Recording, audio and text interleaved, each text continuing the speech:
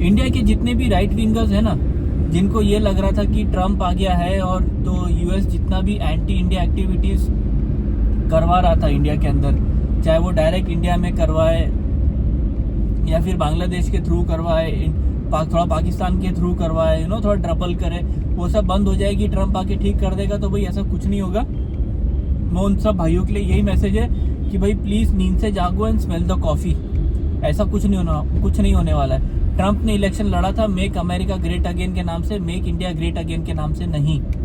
तो जो लोग ये सोच रहे थे कि बाइडन के होते हुए जो हो रहा था वो ट्रम्प के होते हुए नहीं होगा, वो ऐसा नहीं है। वो होगा, वो कंटिन्यू होगा।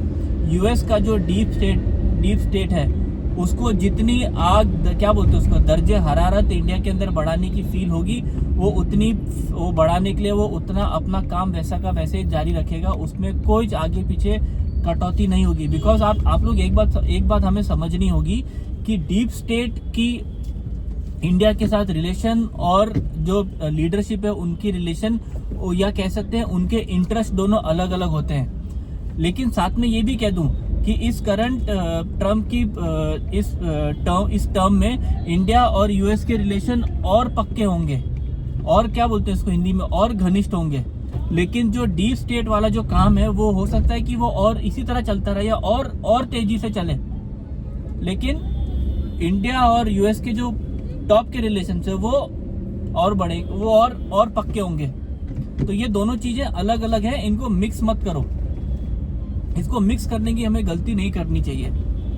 क्योंकि अभी एक मिनट है गाइस, मैं जहाँ पे हूँ ना, यहाँ पे इतना ज्यादा लोग ऐसे चलाते हैं ना, और ये कैन इमेजिन, ये ठीक एयरपोर्ट के बाहर की जगह है। एनीवेज, तो मैं क्या बोल रहा था, हाँ, डीप स्टेट की हम बात कर रहे थे। तो डीप स्टेट मुझे लगता है कि उस टाइम पे ना ही बाइडन के कंट्रोल में थी और ना ही अभी जो है वो ट्रम्प के कंट्रोल में रहेगी।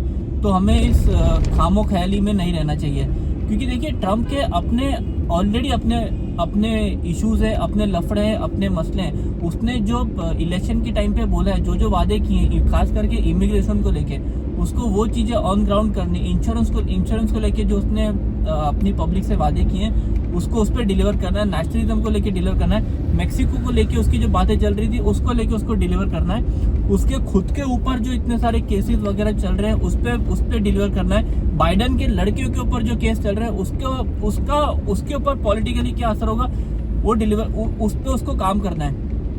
और लास्ट पॉइंट मेरा ये है कि कोई भी अगर पॉलिटिशियन अगर कुछ पर्टिकुलर काम करता है, या तो फिर वो मेजरली या तो वोट्स के लिए करेगा कि अगर वो करेगा तो उसको वोट्स मिलेंगे, या तो फिर उसको एज अ नेशनलिज्म के तौर पे करता है। मैं नेशनल पॉलिटिक्स की बात कर रहा हूँ। तो ट्रम्प को इंडिया की हेल्प करके, ये करके वोट्स में इंक्रीज मिलेगी नहीं।